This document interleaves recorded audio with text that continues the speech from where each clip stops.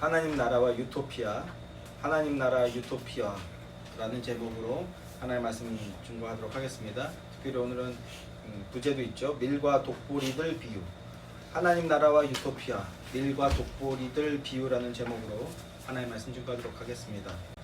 우리가 3주간 내는 나는 기독교 보수주의 내용들을 기본으로 깔고 오늘 이제 영적인 측면을 살펴볼 것입니다. 어제는 6.25 전쟁 발발 72주년 되는 날이었습니다. 다시 한번 대한민국의 지난 시간들을 생각해 보게 되는데, 지난 몇 년을 돌아보면 우리는 참으로 위험천만한 시기를 지나왔구나라는 생각을 하게 됩니다. 지난 2019년도의 일이죠. 대통령이 6.25 전쟁을 기념하는 기념식 자리에서 6.25 전쟁의 1급 전범인 북한의 김원봉을 광복군으로서 독립운동에 참여한 분이다라는 것을 명분을 삼아서 그를 우리 국군의 뿌리다 이렇게 칭하며 그에게 훈장을 수여하고 싶다라는 엄청난 발언을 했습니다. 6.25 전쟁 그 참전 용사들 앞에서, 그리고 그 유가족들 앞에서 전쟁 범죄자를 영웅이라고 추켜 세우는 엄청난 발언을 한 겁니다. 또 지난 2021년에는요, 공산주의자로서 공산당 전당대회에 참여해서 레닌, 우리에겐 너무나 역사적인 인물인데, 레닌을 실제 만나서 레닌 앞에서 충성을 맹세하고 그에게 하사품도 받았던 그런 인물, 심지어 그 공산주의자라는 야망을 성취하기 위해서 독립군 동료들을 함정에 몰아넣어서 무참히 살해당하게 만들었던 홍범도라는 사람이 민족 영웅의 대우를 받으면서 1등급 훈장을 받고 국립현충원에 안장되는 일도 있었습니다. 애국심 고취와 민족 정체성 함양이라는 명분을 앞서서요, 이게 바로 일반 의지고 민중 의지를 불러들이는 방식인데, 이런 명분을 앞세워서 대한민국 정체성에 대해서 정면으로 도전하면서 국가의 뿌리 자체를 흔들었던 그런 기가 막힌 시기를 우리가 어렵게 지나온 겁니다. 이게 정말 하나님의 인도하심이 없었다, 보호하심과 인도하심이 없었다면 불가능한 일이었구나라는 생각을 하게 됩니다. 이런 국가적 위기를 잘 극복해내자는 취지에서 그래서 지난 3주간 기독교 보수주의에 대해서 함께 배워보았습니다.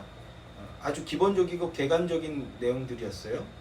자유주의와 민주주의, 공화주의, 그리고 입헌주의에 대해서 나누었었는데, 서구 사회는요, 이거를 거의 200여 년이라는 시간에 걸쳐서 많은 사람들이 목숨을 걸고 투쟁을 해서 배우고 얻어낸 결과물이에요. 자유주의, 민주주의, 공화주의 이런 것들이요. 그런데 우리나라는 어떻습니까? 나라가 1948년 8월 15일에 나라가 건국하면서 이 모든 게 동시에 하나로 세팅이 되었어요.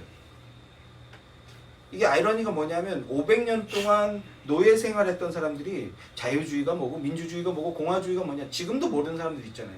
이게 뭔지도 모른 채 그냥 받아들이고 산 겁니다. 그런데 참 하나님의 은혜로 이게 뭔지도 모른 채 이게 잘 작동되는 줄 알고 우리가 한 60여 년을 살아왔다가 이제 그것이 고장나기 시작한 거예요. 이게 뭔지 잘 모른 채 살아왔으니 이게 제대로 잘 작동될 리가 없는 거죠. 세상에 공짜는 없는 법입니다. 수업료를 지불해야 되는 거예요.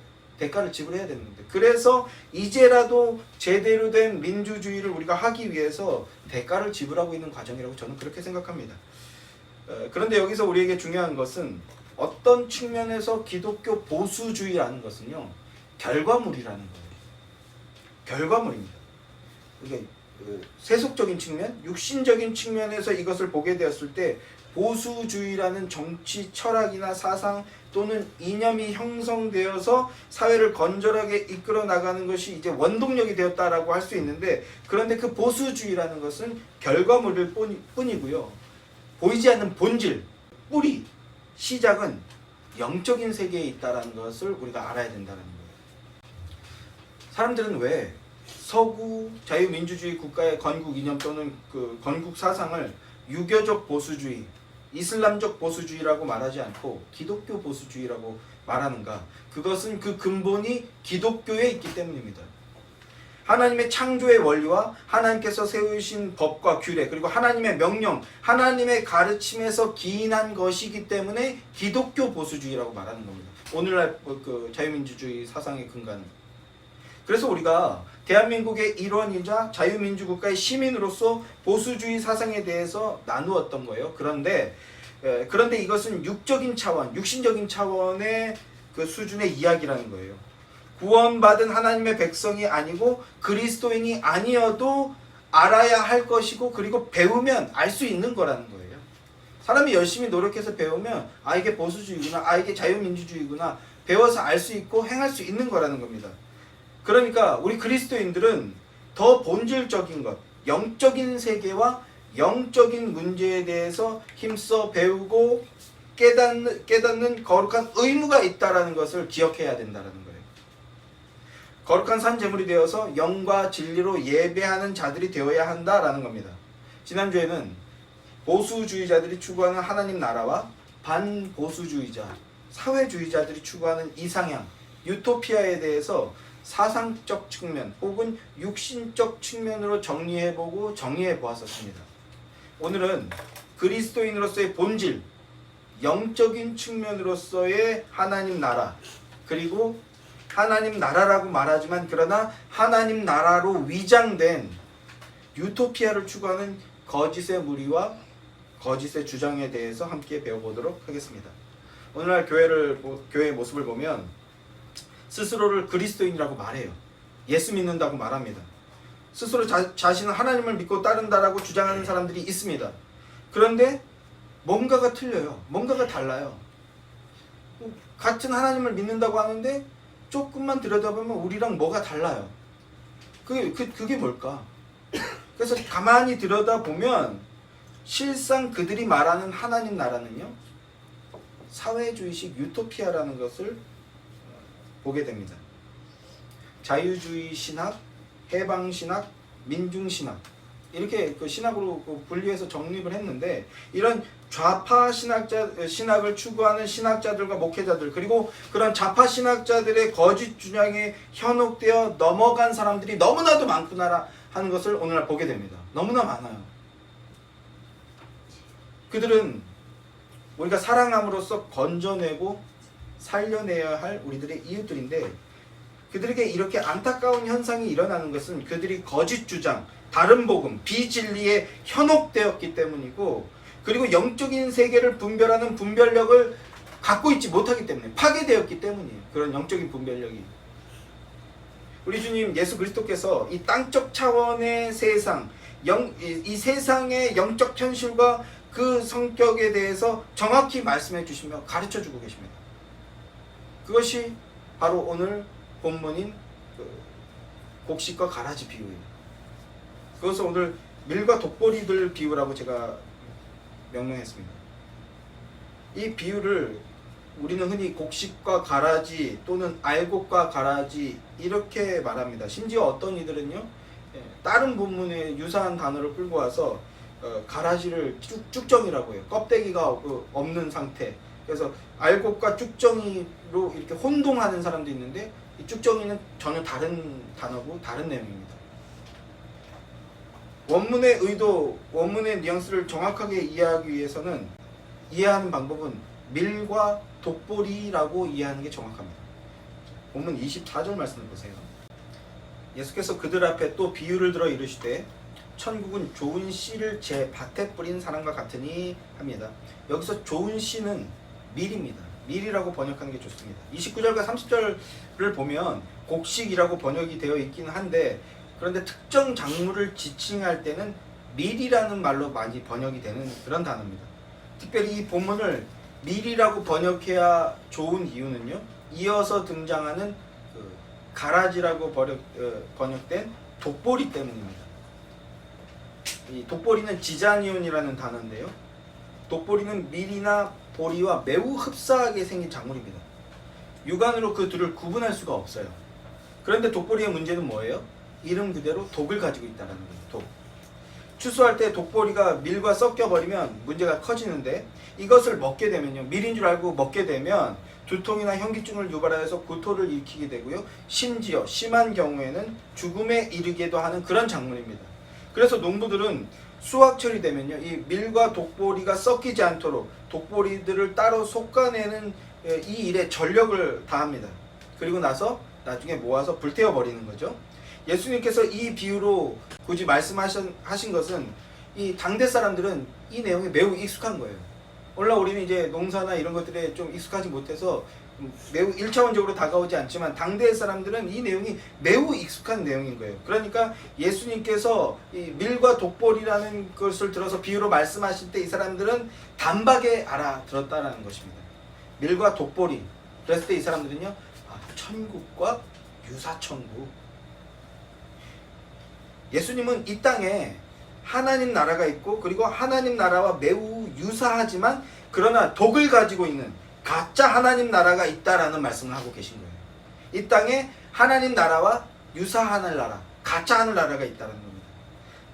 우리 사도 마태는 천국을 하늘나라라는 표현을 선호했어요. 그리고 마가나 누가는 하나님 나라라는 표현을 선호했는데, 천국, 하나님 나라가 뭡니까? 하나님 나라는 오직 예수 그리스도 안에만 있는 거예요. 예수 그리스도의 십자가 앞에서 원래 자신이 죽었어야 할 죄인인 것을 깨달은 사람, 그런데 그 죄의 문제를 예수 그리스도께서 대신 해결해 주셨음을 깨닫고 그것이 나를 향한 주님의 사랑이었음을 깨닫게 되어서 은혜라고 고백하게 되는 사람, 그 사랑 때문에, 그 은혜 때문에 죄를 자복하고 회개하여서 예수님께 자신을 맡긴 사람, 그런 사람들이 속한 곳이 바로 하나님 나라입니다. 하나님 나라란 예수님 안으로 들어가서, 십자가 지신 예수님 안으로 들어가서 하나님의 통치, 하나님의 다스림을 받고 따르는 상태, 그걸 바로 하나님 나라라고 얘기하는 것입니다. 천국이라고 얘기하는 거예요. 마태복음 4장 17절 말씀을 보면요, 제가 읽어드립니다. 이때부터 예수께서 비로소 전파하여 이르시되 회개하라, 천국이 가까이 왔느니라 라고 말씀해요. 이 말은 하늘나라가 가까이 오고 있다라는 뉘앙스를 풍기고 있는데, 그런데 이건 잘못된 번역입니다. 여기서 사용된 동사 앵기겐이라는 단어는 완료 시제예요. 이미 와 있다라고 번역해야 맞다라는 겁니다. 그러니까 회개하라, 하늘나라가, 천국이 너희 안에 가까이 와 있다라고 이렇게 번역해야 됩니다. 예수님이 그 안에 계시기 때문입니다. 예수님이 없는 나라는요, 하나님 나라가 아니에요. 예수님이 없는 나라는 하나님 나라일 수 없고, 예수님이 계시지 않는 것은 하나님 나라가 아닙니다. 예수님께서 2000년 전에 육신을 입고 오셔서 십자가에 죽으시고 사흘 만에 부활하시고 승천하셨습니다. 그를 믿는 자는 하나님 나라에 참여하는 하나님 나라의 일원이 되는 것이고, 그 일은 지금도 이 땅에서 일어나고 있는 일인 겁니다. 그리고 동시에 미래에 도래할 영원한 나라이기도 합니다. 그때 완성된다라는 거예요. 우리는 그 완성된 나라를 미리 살고 있는 하나님 나라의 시민이라는 거예요. 그런데 예수님께서 천국은 좋은 씨, 좋은 밀을 제 밭에 뿌린 사람과 같다. 그리고 사람들이 잘 때 그 원수가 와서 곡식 가운데 가라지, 독보리를 덧뿌리고 갔다라고 말씀하십니다. 마태복음 13장 36절 이하의 말씀을 보면요, 예수님께서 하신 이 밀과 독보리 비유에 대해서 직접 해설을 해주시는 것을 보게 돼요. 그 내용들을 보면 간략하게 정리를 해보면, 씨 뿌린 사람은 인자다라고 말씀하십니다. 바로 예수님이 그분이라는 거예요. 씨 뿌리는 자라는 것을 밝히고 계십니다. 그리고 밭은 세상이라고 말씀하셔요. 밭은 세상이다. 밭은 세상인데 이 세상 전체를 의미하는 것일 수도 있고요. 왜냐하면 온 우주 만물이 하나님 것이니까. 그리고 영적 공동체, 교회를 말씀하시는 것이라고 보아도 주님이 말씀하신 의도에서 벗어나지 않습니다. 그리고 좋은 씨, 좋은 밀은 천국의 아들들, 하나님의 아들들이다 라고 말씀하십니다. 밭에 뿌린 좋은 밀은 하나님의 아들들, 그리스도인, 성도라는 거예요. 그리고 가라지, 독보리는 악한 자의 아들들. 독보리를 뿌린 자는 원수거든요. 즉 대적 마귀라는 말씀입니다. 대적 마귀의 자식들이라는 거예요. 이 말씀은 예수님 당신이 행하실 어떤 일 이후에 일어날 현상들에 대해서 강조점을 두고 있는 것이고요. 이 말씀을 통해서 우리는 영적 세계의 원리와 육적 세계의 현실이 어떠한지에 대한 분명한 이해를 가질 수 있게 됩니다. 본문의 내용을 간단히 정리를 해드려 볼게요. 오늘 읽은 본문의 내용을. 어떤 사람이 인자죠. 자신의 밭에 나가서 좋은 씨, 좋은 밀을 뿌립니다. 그런데 사람들이 자는 동안 원수가 와서 밀 가운데 독보리들을 뿌리고 가버립니다. 밀과 독보리들은 너무나 비슷해서요. 구분하기가 쉽지 않아요. 둘 다 싹이 나고 자라서 수확할 때가 다가옵니다. 집주인의 종들이 밭에 나가 보니까 밀 가운데 독보리들이 섞여 있다는 것을 발견하게 된 거예요. 종들이 주인에게 묻습니다. 주님, 당신이 좋은 씨를 밭에 뿌리지 않았습니까? 좋은 밀을 밭에 뿌리지 않았습니까? 그런데 이 독보리들은 어디서 생겨난 것입니까? 그러자 주인이 말합니다. 원수가 이렇게 했다. 그러자 종들이 다시 말합니다. 그러면 우리가 가서 저것들을 뽑아 버릴까요? 주인이 말합니다. 아니다. 독보리들을 뽑다가 그것들과 함께 밀까지 뽑히게 될까 염려된다. 그러니까 수확할 때까지 그 둘이 함께 자라도록 내버려둬라. 그러나 수확철이 되면 내가 추수꾼들에게 말할 것이다. 천사를 의미하는 것이죠. 너희는 먼저 그 독보리들을 뽑아 모아 그것들을 불태워 버리도록 그것들을 다발로 묶어라. 그러나 좋은 밀은 내 창고에 모아 들여라. 좋은 씨, 좋은 밀은 하나님 나라의 아들들입니다. 그에 반해 독보리들은요, 악한 자의 아들들이라고 합니다. 마귀의 자식들. 그리고 그것들을 뿌린 원수는 대적 마귀입니다. 추수는 예수님이 재림하시면 도래하게 될 세상의 종말, 그 날을 얘기하는 것이고요. 그리고 추수꾼들은 예수님과 함께 올 천사들을 말합니다. 세상의 마지막 날, 종말이 오면 이 독보리들이 한 군데로 뽑혀서 불에 살라지게 될 것이다 라고 예수님께서 선언하고 계신 겁니다. 불법을 행한 자, 그들은 모두 불가마 속에 던져지게 될 것이고 거기서 울며 이를 갈게 될 것이다, 이렇게 말씀합니다. 그러나 의인들, 하나님의 아들들, 아버지의 나라, 완전한 아버지 나라의 백성들은 완전해진 하나님의 나라에서 해와 같이 빛나게 될 것이다, 이렇게 말씀하는 겁니다. 자, 이제 이걸 정의하면 이렇습니다. 앞서도 말씀드렸듯이 비유의 무대는 밭입니다. 24절을 보면요, 자신의 밭, 즉 주인의 밭입니다. 밭은 세상을 의미하는데 이것은 하나님과 세상의 관계를 잘 보여주는 거예요. 온 세상, 온 우주는 하나님의 것이라는 겁니다. 비록 세상에 많은 사람들이 하나님을 알지 못하지만 그러나 모두 다 하나님의 소유입니다. 하나님 거예요. 아담 이후의 인류가 자신들의 기원을 망각하고 하나님의 소유임을 망각하고 그 하나님의 소유를 거부하고 대항하고 있지만 명백한 진리는요, 모두 다 하나님 거다라는 겁니다. 하나님 소유입니다. 자, 그런데 그 밭에서 어떤 일이 벌어지기 시작합니까? 어떤 일이 벌어지기 시작합니다. 언제부터 벌어집니까? 씨를 뿌리는 자가, 밀을 뿌리는 자가 자기 밭에 밀을 뿌린 그 이후부터 어떤 일이 벌어지기 시작한다는 겁니다. 밀을 뿌린 자는 예수님이십니다. 밭에 밀을 뿌린다는 것은요, 예수 그리스도의 지상사역을 말씀하시는 거예요. 예수 그리스도의 지상사역의 결과로서 십자가를 얘기하는 거죠. 십자가와 부활과 승천, 하나님의 백성들이 하나님 나라 복음을 받아들이고 거듭나서 하나님 나라, 하늘나라의 아들들이 된다. 즉 그리스도인, 성도가 된다라는 것을 뜻하는 겁니다. 그런데 이 비유를 보면 그 후에 어떤 일이 벌어진다고 말합니까? 원수가 와서 밀 가운데 독보리를 뿌린다라고 해요. 독보리를 뿌리고 떠난다. 즉 사단 마귀가 독보리, 악한 자, 마귀의 자식들을 그 하나님의 자식들 가운데 섞이게 만드는 일이 행해진다라는 겁니다. 사단의 자식들이 뿌려져서 하나님의 자식들과 뒤엉키게 되는 상황이 벌어지게 된다는 거예요. 이게 신약 교회의 현실이라는 거예요. 좋은 밀, 하나님의 아들들은 예수 그리스도의 복음을 믿고 따르며 증거하는 자들입니다. 참된 복음을 증거하는 자들이에요. 참된 복음을 증거하는 자들이라면 악한 자의 아들들, 사단의 자식들은요, 유사 그리스도입니다. 비진리, 다른 복음, 거짓 복음을 믿고 전하는 자들입니다. 자, 그런데 문제가 뭡니까? 밀과 독보리는 너무나 유사하다는 거예요. 너무나 유사해서 사단의 자식들이 하나님의 아들과 너무나 유사해서 영적인 원리를 분명하게 갖고 있지 못하면 구별할 수가 없다라는 겁니다. 좀 더 적나라하게 얘기해 볼게요. 어떤 게 진짜 교회고 어떤 게 가짜 교회인지, 어떤 게 진짜 복음이고 어떤 게 가짜 복음인지, 어떤 게 나를 살리는 거고 어떤 게 나를 죽이는 건지 분별할 수가 없다는 거예요. 구분할 수 없다는 거예요. 오히려 경험적인 측면으로 보았을 때 독보리들, 사단의 자식들이 내어놓는 그것들은요, 하나님의 아들들 거보다 훨씬 더 그럴싸하다는 거예요. 훨씬 더 좋아 보여요. 가짜 교회가 훨씬 더 진짜 교회 같아요. 이것이 밀과 독보리들 비유의 핵심입니다.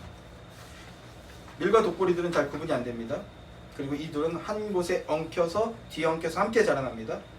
독보리들은 미리 흡수해야 할 영양분들을 빼앗아 버립니다. 그것을 통해서 자라나는 존재들입니다. 자, 같은 세상인데 이것을 교회로 보아도 주님의 의도에서 벗어나지 않는다라는 말씀을 드렸죠. 교회라는 관점으로 봤을 때 밀은 진짜 교회, 참된 교회이고요. 독보리는 유사 교회, 가짜 교회입니다. 밀은 성도를 죽이고 밭을 망치는 것이 목적인 거짓 교회라고요. 또 이것을 하늘나라, 하나님 나라라는 관점으로 본다면 밀은 진짜 하나님 나라를 말하는 것이고, 당연히 독보리는 뭘 얘기하는 겁니까? 유사 하나님 나라입니다. 유사 하나님 나라는 하나님을 믿고 하나님을 경배하며 하나님 나라를 이루어 나가는 것처럼 보입니다. 그러나 실상이 뭐라고요? 그들의 실상은요, 하나님 나라로 위장된 유토피아라고요. 유토피아가 뭡니까? 유토피아란 하나님의 말씀을 따르는 것이 아닌 인간 중심의 사고와 인간 중심의 이데올로기를 근거로 하여서 세워지는 공동체를 말하는 겁니다. 하나님의 능력이 아닌 인간의 능력으로 세워지는 나라, 즉 인간적인 공동체를 말하는 겁니다.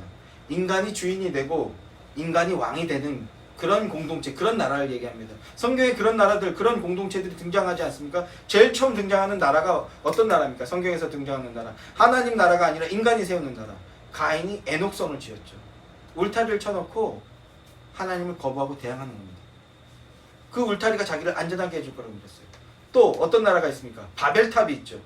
울타리를 치운 거대한 도시 3개를 지어놓고서 하나님께까지 닿아보겠다. 그게 바로 인간이 세운 나라, 유토피아입니다. 예수님의 말씀은 추수 전까지, 즉 주님이 재림하시기 전까지 이 땅에는 그런 영적 반목이 끊임없이 일어날 것이다 라는 것을 말씀해주고 계신 겁니다. 오늘날 한국교회의 가장 큰 위협은요, 이렇게 하나님 나라로 위장된, 그러나 실상은 유토피아를 추구하고 있는 유사교회들, 가짜 교회들이 사실상 점령한 것이나 다름없다라는 것이 가장 큰 위기라는 겁니다. 참된 교회는 그 독보리들을 분별하여 물리칠 준비를 해야 되는 겁니다. 유토피아는요, 이상향입니다. 이상향. 유토피아의 어원을 추적해보면 2가지의 의미가 있는 것을 보게 되는데, 첫째는요, 우토포스라고 하는데 이 세상에 존재하지 않는 장소라는 뜻을 가지고 있어요. 또 다른 하나는 에우토포스라고 말하는데 좋은 장소라는 뜻을 가지고 있습니다. 유토피아란 자신의 쾌락과 욕망을 성취해 주는 것, 그리고 근원적인 두려움을 해소해 주어서 안전하게 해줄 장소라는 그런 의미를 갖고 있습니다. 영적인 측면으로 인류의 역사를 보았을 때요, 이것을 하나님의 구원 역사, 구속사라고 말하는데, 인류의 역사의 시작은 무엇입니까? 인류의 역사의 시작은요, 추방당함의 역사입니다. 추방당하는 것에서부터 시작됩니다. 에덴에서 추방당하는 것이 인류의 역사의 시작이에요. 그리고 인류의 역사는요, 두려움의 역사입니다. 두려움에서 벗어나 보고자 하는 게 인류의 역사라고 할 수 있어요. 에덴에서 추방당한 인류는요, 얼마나 두렵겠습니까? 그 두려움의 문제를 해결하기 위해서 하나님께서는 해결책을 주셨어요. 하나님이 입혀주신 가죽옷을 의지하고 하나님이 약속하신 여자의 후손, 즉 메시아를 대명하며 믿음으로 그를 따르면 안전했습니다. 그러나 그렇게 하지 못했죠. 오히려 스스로의 힘으로 에덴에 복귀하고자 했어요. 그러나 하나님은 그런 일이 벌어지지 않도록 그릇과 하영금으로 에덴을 막아버렸죠. 너희 힘으로는 절대로 이것에 돌아올 수 없다. 그래서 그것이 안 된다면 에덴에 준하는 장소를 우리가 만들어내겠다라는 거예요. 그게 이상향입니다. 낙원을 만들어내보겠다는 겁니다. 이게 인류의 역사라고 할 수 있어요. 자, 최근에 대학가들이 대학 축제 때문에 말이 많았어요. 코로나 사태가 끝나고 드디어 이제 축제의 시대가 다시 열리지 않았습니까? 그리고 싸이 콘서트 같은 데 가면 젊은이들이 막 열광적으로 이제 뭐 열광하는 그런 모습들을 보게 되는데, 그걸 다 비난하고 싶진 않아요. 잘못됐다고.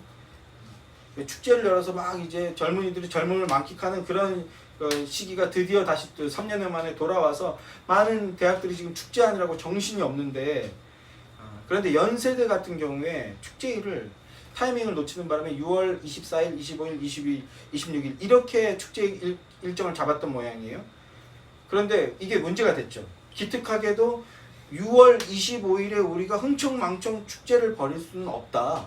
6.25를 기념하는 날에 그런 일을 벌일 수는 없다. 보통 이제 5월 달에 하니까. 그래서 축제를 진행하려고 하다가 결국은 반론에 부딪혀서 취소되는 일이 있었습니다. 그런데 연세대나 연세대 축제의 이름이 뭔지 아세요, 여러분? 대동제예요, 대동제. 연세대뿐만 아니라 고려대, 서울대, 이화여대 등등 서울에 있는 유명한 대학들의 축제의 이름이 다 똑같은데 대동제입니다. 대동제. 이 대동제라는 이름은요, 제가 조사를 해보니까 1984년부터 사용하기 시작했다라고 하더라고요. 고려대에서부터 시작해서. 그런데 제가 왜 이 대동제라는 이름을 지금 걸고 넘어지는지 혹시 아시겠습니까? 이 대동제라는 것의 원료는요, 중국의 유토피아 사상이라는 책에서 시작되는 겁니다. 그 책의, 중국의 유토피아라는 책의 원래 제목이 뭐냐면 중국 대동사상 연구라는 책이에요. 쉽게 말해서요, 빨간 책입니다. 불온서적. 이 책은 소련과 동구권 공산국가들이 공산국가들이 벌였던 사회주의 실험이 사실상 실패로 끝나는 것을 보게 된 거예요, 중국이. 중국 공산당의 지식인들이 마르크스주의식 사회주의가 실패하는 것을 보면서 이걸 뛰어넘어야 된다. 이렇게 하다가 망하는구나 해서 이걸 뛰어넘는 방법을 모색한 것이 중국의 유교 전통과 사회주의를 접목하는 거였어요. 그래서 중국의 유교 사상과 사회주의를 접목하는 새로운 대안으로 등장한 것이 바로 대동 사상입니다. 대동, 모두가 이로운 세상을 만들어야 한다. 중국 공산당식 유토피아의 이름이 대동인 거고요. 대동사회, 대동제를 한다는 건 대동사회를 열어야 된다, 이런 뜻인 거예요. 서울 유명 대학들이 자신들의 축제의 명칭을 대동제라고 하는데, 대동제라는 것은요, 사회주의 공동체의 제사, 사회주의 세상을 열기 위한 축제라는 뜻입니다. 80년대 젊은이들이 민주화 한답시고 대동제라는 이름으로 축제를 벌인 이 청년들, 사회주의 유토피아, 사회주의 낙원을 꿈꿨던 그런 사람들인 거예요, 이 사람들은. 맨날 모여서 막걸리 마시고 막 어깨동무하고 우리는 하나다 막 이러는데, 그 뿌리가 다 뭐였다고요? 유토피아, 사회주의 강성대국을 우리가 열어야 된다.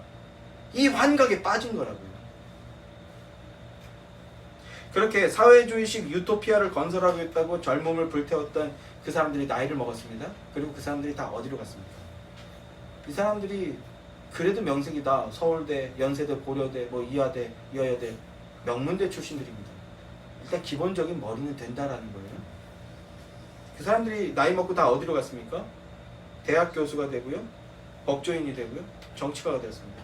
20대, 30대 때 그 분야에서 전문적인 실력을 하나도 쌓지 않았던 사람들이 인맥 타고, 라인 타고, 루트 타서 대학 교수 되고, 법조인 되고, 정치가 되었어요.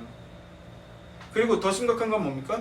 그 사람들이 신학자가 되고 목사가 되었습니다. 독보리들인 겁니다. 신학자가 되고 목사가 되어서 순진하고 우매한 성도들로 하여금 공정이라는 이름을 들어서 주님의 이름을 망령되이 부르게 만들고요, 신학이라는 이름으로 하나님과 교회를 형상화시켜버렸어요. 사역이라는 이름으로요, 하나님이 아닌 교회를 섬기는 자들이 되게 만들어버렸습니다. 정의라는 이름으로요, 살인도 서슴지 않는 자들이 되게 만들어버렸어요.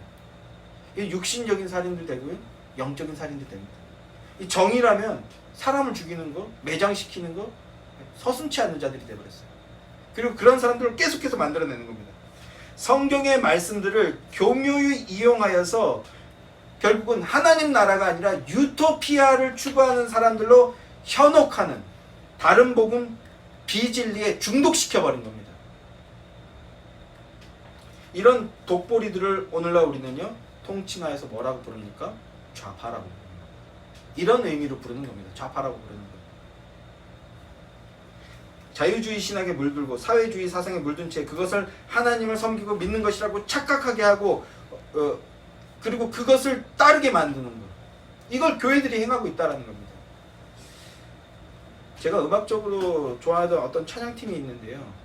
그 찬양팀의 그 내용들을 조금 살펴보니까 좀 뭔가 이상하다 이런 생각이 들어서 그 찬양팀을 좀 찾아봤더니 그 찬양 가사들도 그 음악적으로는 딱 제가 좋아하는 제 취향의 스타일인데 가사들이 오직 하나님과 예수 그리스도, 사실 오늘날 그 대표적인 CCM 하는 찬양팀들이 다 그래요.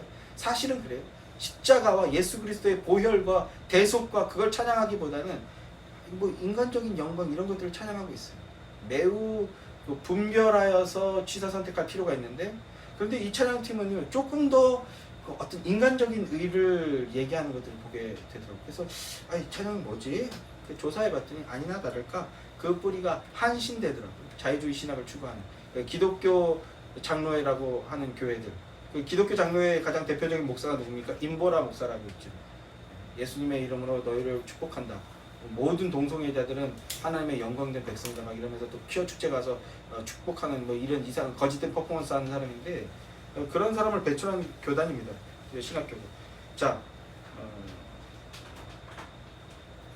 그들이 하나님을 믿고 섬긴다고 스스로 착각하면서 자신을 소개하는데 그 단체의 소개글을 제가 한번 읽어볼게요.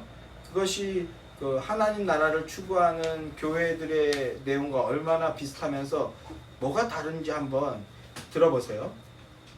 딱 그 소개글 그대로 퍼왔습니다. 제가.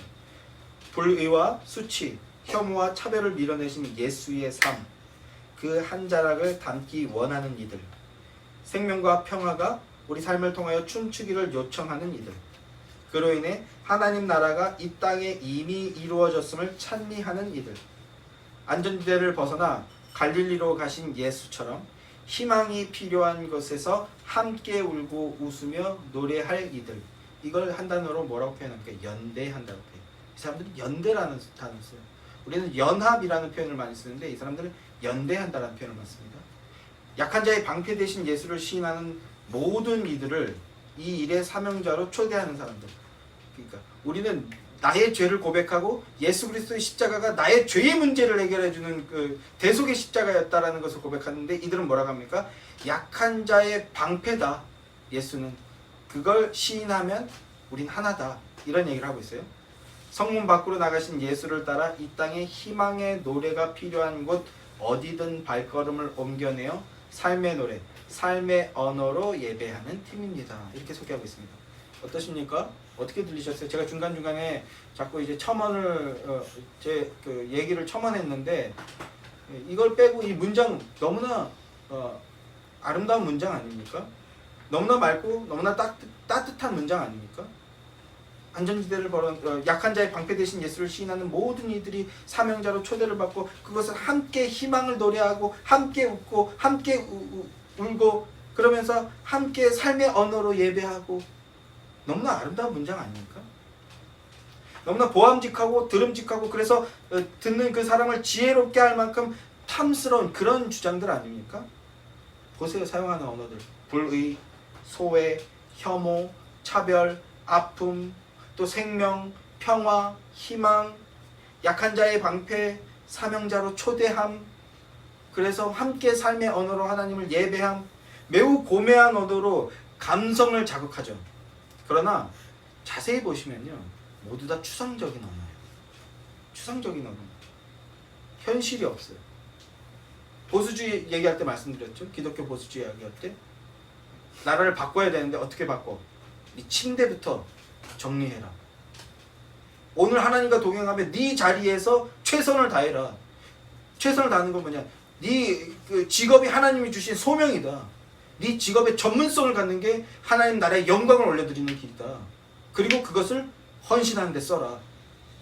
이렇게 구체적으로 얘기하고 명시적으로 얘기하는데 이들의 언어는 어떻습니까? 추상적이에요. 형이상학적입니다. 현실이 없어요. 예수 그리스도를 말하고 있지만 성경이 말씀하는 예수 그리스도가 아닌 인간의 보편 타당하고 누구나 포용 가능한 그런 예수예요. 인간의 모범을 보인 존재. 교리할 때 말씀드렸잖아요. 모범적인 존재. 이 정도의 예수를 얘기하는 겁니다. 교묘하게 예수 그리스도의 십자가와 멀어지게 만드는 겁니다. 아름다운 이야기를 하고 있는 것 같지만 결국 그 끝은 뭡니까? 하나님과 관계없는 자로 만들어버리는 거예요. 이게 바로 독볼입니다. 이 독을 가지고 왔을 때 독은요 사람의 눈을 멀게 하는 거예요. 독보리의 원조, 뿌리는 누굽니까? 사단이죠. 에덴 동산에서 이 사단이 어떤 짓을 저질렀습니까? 이상향을 꿈꾸게 만들어줬잖아요. 이상적인 거, 유토피아를 꿈꾸게 만들어줬어요. 너의 눈이 밝아져서 너도 하나님과 같이 될 것이다. 종속적인 관계가 아니라 억압적인 존재가 아니라 주체적인 존재가 되는 거다. 네가 네 인생의 주인이 되고 네가 하나님이 되는 거야. 네가 왕이 되는 거야. 이런 이상향을 심어준 겁니다. 그런데 그런 따뜻하고 감미로운 말이 사실은 뭐예요? 죽이는 말이라고요. 그 안에 독이 있고 그 독 때문에 죽는 겁니다. 그 말을 믿고 따른 아담과 하와는 어떤 결말을 맞았습니까? 독에 눈이 멀어버렸어요. 독 때문에 눈이 멀어버렸습니다. 스스로의 힘으로는 영적 세계를 볼 수도 없고 경험할 수 없는 상태, 그런 상태가 되어버렸습니다. 죽은 겁니다. 이게 독보리예요. 그리고 이 땅에는 예수님께서 그런 독보리들이 함께 자라나고 있다라고 말씀해 주시는 겁니다. 그래서 이게 우리의 영적 현실이라는 거예요. 독보리들, 인간의 나라, 유토피아를 하나님 나라로 위장한 이런 거짓된 교회들이 함께 뒤엉켜 있다는 겁니다. 인간적인 철학과 달콤한 신학 이론, 신학적인 사상, 철학, 그리고 심리학 이런 것들 따위로 인간을 현혹하는, 미를 현혹하는 거짓 목사들, 사역과 봉사라는 미끼로 공동체의 부속품으로, 미끼로 현혹해서 공동체의 부속품으로 전락시키는 이런 독보리들이 이 땅에 함께 뒤엉켜 있다는 겁니다. 그런 독보리가 가득한 것이 이 땅의 현실이고, 그리고 한국교회의 영적 현실이라는 것을 우리가 자각하고 각성해야 된다는 것입니다. 그러면 우리는 이제 어떻게 해야 하나? 우리가 구원을 얻어 하나님을 예배하는 자가 되었다는 것은 좋은 밀로서 밭에 뿌려진 하나님의 아들이 되었다라고 지금 말씀하고 있어요. 하나님의 아들들이란 원수의 자식들, 사단 마귀의 자식들, 하나님 나라를 더럽히는 유사 복음을 전하고 비진리를 전하는 이 마귀의 자식들과 영적 대결이 있다는 것을 자각해야 된다는 겁니다. 영적 전쟁이 있다는 사실을 우리는 자각해야 된다는 거예요. 지난주에 우리는 그 요한계시록 19장 말씀으로 하늘나라 군대다, 하늘 백마 부대다, 우리가 이런 말씀을 드렸지 않습니까? 그리고 우리의 싸움은 올바른 판단에서부터 시작된다. 올바른 판단, 성경적인 그 말씀을 따르는 것이죠. 성경의 말씀. 그 올바른 판단 속에서 참 복음, 진리를 증언하는 것이 하늘 군대로서의 우리의 역할이라는 거예요. 우리의 사명이라는 겁니다. 저 개인적으로 사역을 하면서 이 독보리들의 독으로 인해서 눈이 멀어지고 사고력이 파괴된 형제 자매들을 너무나 많이 보았고 보고 있습니다. 너무나 마음이 아프죠. 너무 마음이 아픕니다. 또 그들을 변화시킬 능력이 내게는 전무하다라는 것에 가슴 깊이 한탄하게 됩니다. 그 독은요, 예배하기를 원하지만 예배의 자리로 나오지 못하게 만듭니다. 그 독에 중독되면 난 하나님의 백성이라고 생각하는 자인식이 있고 예배하기를 소망한다고 말하지만 예배 자리로 나와지지가 않는 거예요. 제 세상의 것에 자꾸 발목 잡히고 눌러 앉게 되는 겁니다. 또 하나님을 믿고 의지하고 싶어 하지만 그러나 그런 일들을 입술 벌려 고백하면 되는데 그럼 시작되는 겁니다. 그 입술 벌려 고백하는 것을 못하게 주저앉히는 겁니다. 그 독을 씻어내야 돼요. 그 독이 씻겨 나가게 만들어야 됩니다. 그 독을 씻는 방법은 먼저 독보리가 있고 그 독에 중독되었다는 것을 자각하고 인정하게 만드는 겁니다. 독으로 인해 영적으로 눈먼 자라는 것을 자각하게 만들고 인정하게 하는 것, 그럼으로써 어떻게 해야 됩니까? 예수님께 나오게 만들어야 되는 거예요. 마태복음 20장 29절 말씀을 보면 이렇게 말씀합니다. 그들이 여리고에서 떠나갈 때 큰 무리가 예수를 따르더라. 맹인 두 사람이 길가에 앉았다가, 독보리에 눈이 먼 사람인 거죠. 오늘 말씀에 비추면 맹인 두 사람이 길가에 앉았다가 예수께서 지나가신다 함을 듣고 소리질러 이르되 주여 우리를 불쌍히 여기소서 다윗의 자손이여, 이렇게 소리치게 만들어줘야 된다는 거예요. 넌 지금 독에 중독된 상태다. 비진리 거짓 복음으로 인해서 너는 독에 중독된 상태다. 그래서 너는 영적인 눈이 멀어진 상태다. 예수 앞에 나아가서 살려달라고 말하자. 이게 뭡니까? 이게 전도예요. 이게 굳이 좀 더 확대하면 이게 뭐예요? 교회 개척입니다. 이게 교회예요. 이 일을 하려고 우리가 모이는 겁니다. 이 일을 하기 위해서 우리가 자라나고 있는 겁니다.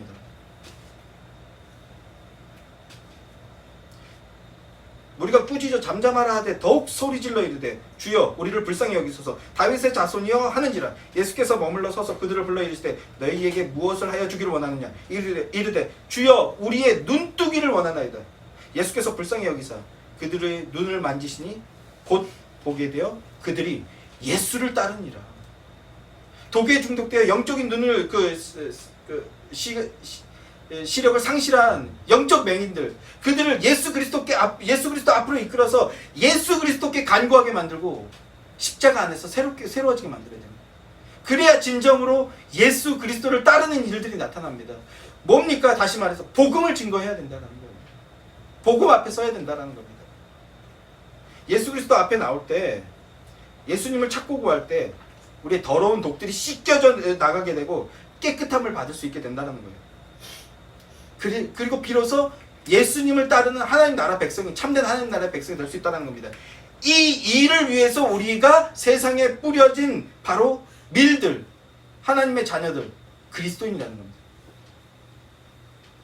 그런데 여러분, 우리가 고치는 거, 우리가 바꾸는 게 아니에요. 복음의 능력이 있다라는 겁니다. 십자가 복음이 죽은 영혼을 다시 살려냅니다. 우리는 그 복음을 전하라고 세상에 뿌려진 밀이라는 거예요. 좋은 씨, 좋은 밀로 세상에 뿌려졌다고 말씀합니다만 죽음의 독에 중독된 인생들의 그 독을 제거하고 새 생명을 주는 것은요, 특별한 밀이 있어야 돼요. 어떤 다른 한 밀이 있어야 됩니다. 그 밀이 들어갈 때에만 새로운 그 독이 깨끗이 씻겨져 나고 새로운 하나님의 자녀로 거듭날 수 있게 되는 겁니다. 그 독이 뭡니까? 그 밀이 뭡니까? 이건 찾아봅시다. 죽음에 중독된 독보리, 가라지가 밀로 변화되게 되는 일, 생명을 얻게 되는 일. 자, 그 특별한 밀이 뭡니까? 요한복음 12장 24절 말씀 다 함께 시작. 내가 진실로 진실로 너희에게 이르노니 한 알의 밀이 땅에 떨어져 죽지 아니하면 한 알 그대로 있고 죽으면 많은 열매를 맺느니라. 자기의 생명을 사랑하는 자는 잃어버릴 것이요 이 세상에서 자기의 생명을 미워하는 자는 영생하도록 보존하리라 라고 합니다. 자기의 생명을 사랑하기보다 독보리들의 독에 중독된 자들을 더 사랑하신 분, 그 독의 문제를 깨끗하게 씻어주시고 새 생명을 주기를 간절히 원하셨던 분, 하나의 밀이 뭡니까?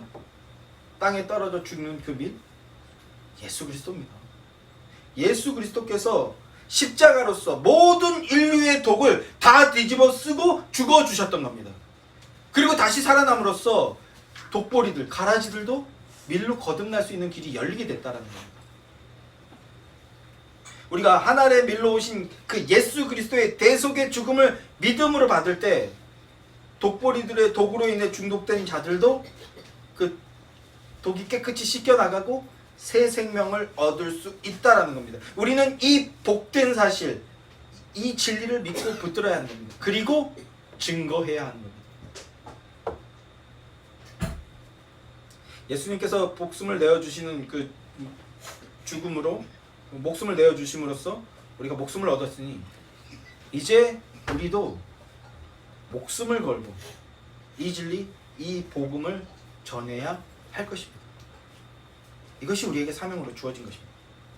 오늘 많은 수의 교회가 교회의 탈을 쓴 사회주의식 이상주의, 이상향, 유토피아를 추구하는 독보리라는 그 실체가 드러나고 있습니다. 예수 그리스도와 연합하여 하나님 나라의 백성이 되어서 하나님 자녀의 권세를 누리며 영적 삶을 살아드리는, 영적 군사의 삶을 살아드리는 것이 아니라 교회라는 이름과 하나님 나라라는 하나님 나라 건설이라는 미명하에 인간의 나라 유토피아를 세우려 하고 있는 겁니다. 그러나 인간은 그런 나라를 만들 수 없어요. 모두가 잘 먹고 잘 살고 소외된 사람 없고 상처받는 사람 없고 모두가 함께 기뻐하며 더불어서 함께 웃으며 함께 완전히 함께 웃으며 함께 울며 그런 나라는 없습니다. 이 땅에 그런 나라는 없습니다. 그리고 또한 이 땅에 완전한 교회도 없습니다. 완전 무결한 교회 이 땅에 없고 완전 무결 예수 그리스도만 추구하는 그런 교회가 있을 뿐입니다. 인간이 만드는 나라는 허황된 이상이고요. 이상을 추구하니까 현실이 사라지는 거예요. 현실이 파괴되고 결국 죽는 겁니다. 독보리가 원하는 것은요, 죽는 거예요. 죽는 거. 악한 마귀가 원하는 것은요, 하나님으로부터 이탈되어서 죽는 걸 원하는 겁니다. 그 죽어가는 이들을 우리가 그냥 보고 있으면 되겠습니까? 그럴 수 없다라는 거죠. 하나님 나라는 오직 예수 그리스도 안에 있습니다. 그리고 영원한 하나님 나라가 도래하기 이전에 이 땅에는요, 밀과 독보리가 공존합니다. 그렇기 때문에 이 영적 현실을 인식하고 있는 우리가 해야 할 일들이 있는 겁니다. 우리는 하나님 나라로 위장된 독보리들에 맞서고 물리치기 위해서 험한 십자가와 예수 그리스도의 의만 붙들어야 합니다. 복음을 지키고 수호하기 위해서 사랑하는 내 형제와 내 자매를 지키고 수호하기 위해서 믿음의 선한 싸움을 싸우는 신실한 주님의 군사들이 되시길 주님의 이름으로 소망합니다. 마태복음 14장 43절에서 이렇게 얘기합니다. 그때 의인들은 그들의 아버지의 나라에서 해와 같이 빛날 것이다. 우리 그날을 대망하면서 이 땅에서 하나님의 미리 되어 주심으로써 우리에게 생명을 주신 예수 그리스도의 사랑을 은혜로 붙들고 고백하며 세상에 뿌려진 밀들이 되어서 진리를 증언하는 믿음의 군사들이 되시길, 하나님 나라의 백성들이 되시기를 주님의 이름으로 축원합니다.